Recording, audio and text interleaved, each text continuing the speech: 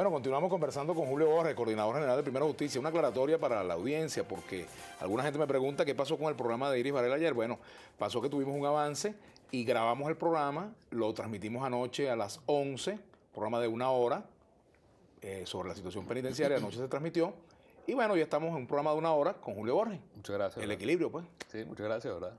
Gracias por la oportunidad. Habíamos quedado con el tema del Fondo Sí, Monetario habíamos quedado con Internacional. eso. Bueno, eso como tal, entiendo que no está planteado, que es lo que usted decía, pero el gran problema que tiene Venezuela es que cayendo los precios del petróleo es cómo ahora consigo dinero. Es como una familia, pues. Si una familia de repente algún miembro de la familia pierde el trabajo, tienen que llenar ese hueco con dinero viendo a ver cómo hacen.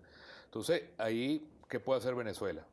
O Venezuela a nivel de gobierno se aprieta el cinturón, que es el mensaje que yo siempre le mando al gobierno, que yo no puedo pedirte el sacrificio a ti cuando yo no me estoy sacrificando. El gobierno tiene que apretarse el cinturón. Y por eso todo ese tema de hablar de los gastos suntuarios no puede ser discurso, tiene que ser realidad. Compras de carros, aviones, guardaespaldas, fiestas, eso sigue como si el país estuviera en su mejor momento, conciertos, todas estas cosas que se han hecho. Yo creo que tiene que haber un ejemplo del gobierno en ese sentido. Y después lo otro es que en cualquier parte del mundo, lo que volvíamos antes, solo un país en el cual tú le permites que haya respeto a la iniciativa privada, crecimiento, producción, el orgullo del hecho en Venezuela, al final es lo que va a permitir que haya impuestos, que haya inversión social, que haya empleo. De manera que para mí no hay misterio. Aquí lo que tenemos es que tener un cambio radical del modelo económico para que el país pueda salir de la crisis. No hay otra. ¿Necesita Venezuela auxilio financiero?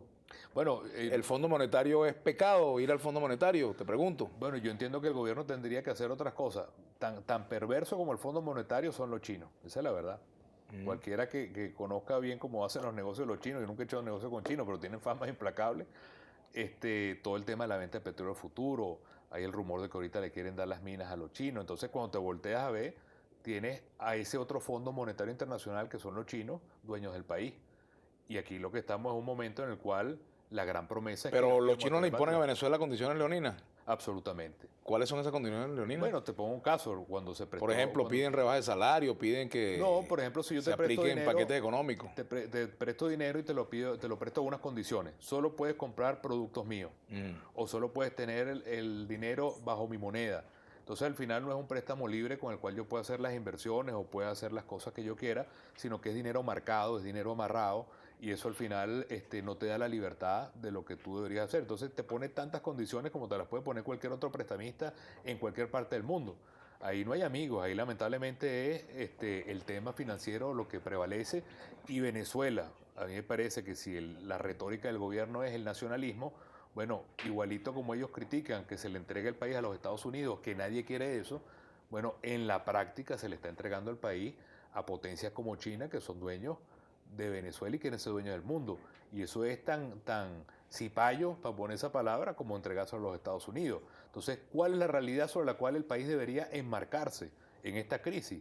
Convocar al país y lograr que esta Venezuela que tenemos hoy, que está arruinada, que esté paralizada, tenga la confianza en un modelo económico y también político que permita que el país tenga inversión, creación de empleo, creación de marcas venezolanas, creación de riqueza venezolana y que tengamos ese orgullo de un país que produce lo que come, que produce las medicinas que necesita, que produce la ropa que se viste. Eso se perdió. Entonces no hay patria realmente si no tenemos ese orgullo de producir lo nuestro, ¿no es verdad? Julio, dos mensajes aquí que revelan la visión del público que nos está viendo. Seguro. William Sánchez, Julio, mantenemos la esperanza en ustedes de salir de este hueco que nos tiene metido este gobierno. Desde Bejuma, Estado Carabobo. Antonio Pinto, señor Borges, por favor y por la paz, dígale a sus seguidores radicales que no le busquen pleito al gobierno en estas navidades. Bueno, no sé a qué se refiere buscarle pleito al gobierno en estas navidades. Lo que yo sí puedo decir es que en un año que va a ser difícil, porque la responsabilidad nuestra es hablar con la verdad, el año que viene va a ser muy duro. Nosotros lo que queremos es tener una posición sensata y de cambio para el país. ¿Qué significa eso? Que nosotros podemos lograr en un año que va a ser difícil el reto histórico de poder cambiar para bien en Venezuela, con democracia, con el voto, con la gente, la correlación de fuerza y crear un contrapeso a través del tema de la Asamblea Nacional. Si nosotros logramos eso, que yo estoy seguro que lo vamos a lograr, podremos estar tan orgullosos como en cualquier momento de nuestra historia de lo que logró el pueblo venezolano, que en una crisis tan grave, en lugar de que el país vaya a un choque de trenes y después tengamos que contar los muertos, porque esa es la visión de algunos que hay en Venezuela, más bien nosotros digamos, el pueblo salvó al pueblo. Y se logró a través del voto, superando todos los obstáculos, pues no soy ningún ingenuo, ni soy ninguna persona que no entienda la realidad de las dificultades, las he vivido 1000 veces, pero también creo que nuestro país quiere un cambio y un cambio para bien, y quienes tienen el poder tienen que entender que ese cambio ya es una decisión tomada de nuestro pueblo. Aquí dice Tania que tenga un feliz cumpleaños. Gracias, Tania, desde Valencia. Tania Díaz. Bueno, no es Tania Díaz, otra Tania con NH.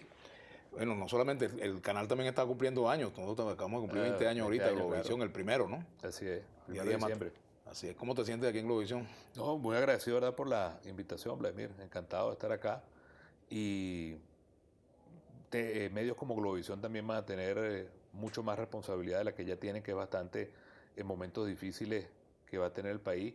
Y esta posibilidad de que uno tenga el espacio para poder hablar y para poder decir con respeto las opiniones nuestras es invalorable, y apostamos a que siga siendo así por el bien de los venezolanos.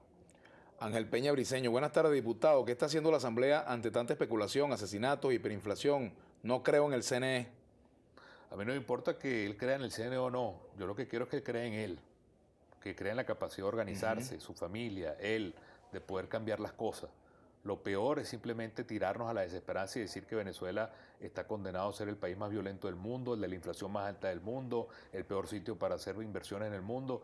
Yo no me conformo con ese país. De verdad que yo creo que aquí, desde la Asamblea Nacional hoy o mañana, o desde las universidades o de los medios de comunicación, es mucho lo que se puede hacer. Entonces, la Asamblea Nacional ha sido una Asamblea Nacional que ha sido vaciada con la habilitante de sus poderes. Y muchas cosas que se pudieran hacer, hay el impedimento de hacerlo porque la mayoría del PSUV lo impide.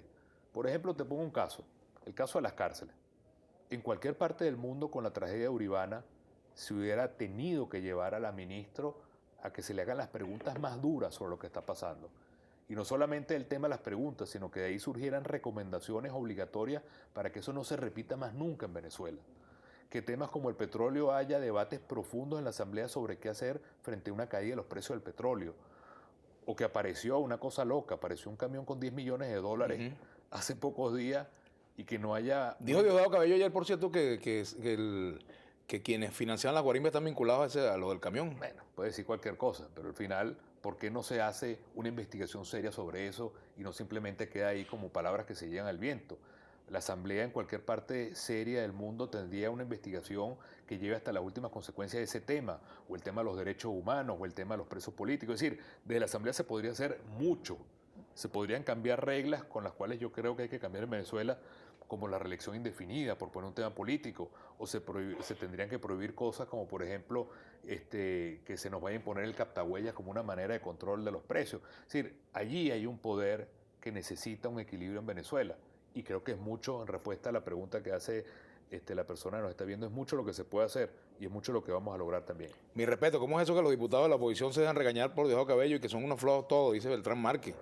Bueno, porque yo creo que al final lo que se quiere es desmoralizar el país, como diciendo que aquí no hay nada que hacer, que esto es una especie de país en el cual está sometido a quienes tienen el poder, que es la ley de la selva, que es la ley del más fuerte, que aquí el que se sale de la línea se fregó, y para mí eso es absolutamente falso. Yo te lo digo de una idea clara que para mí es ley. Mientras más débil es un gobierno, utiliza más la fuerza bruta. Y por eso yo creo que más bien lo que está llegando es la hora de un cambio en el país. Bueno, tenemos que hacer una pausa. Al retorno vamos con más Twitter. Aquí nos saluda Rizzo Josea, también nos felicita, gracias. Y dice que gracias por ser equilibrado en el manejo de las opiniones en tu programa, que ya es nuestro. Gracias. Vamos a hacer una pausa, ya venimos.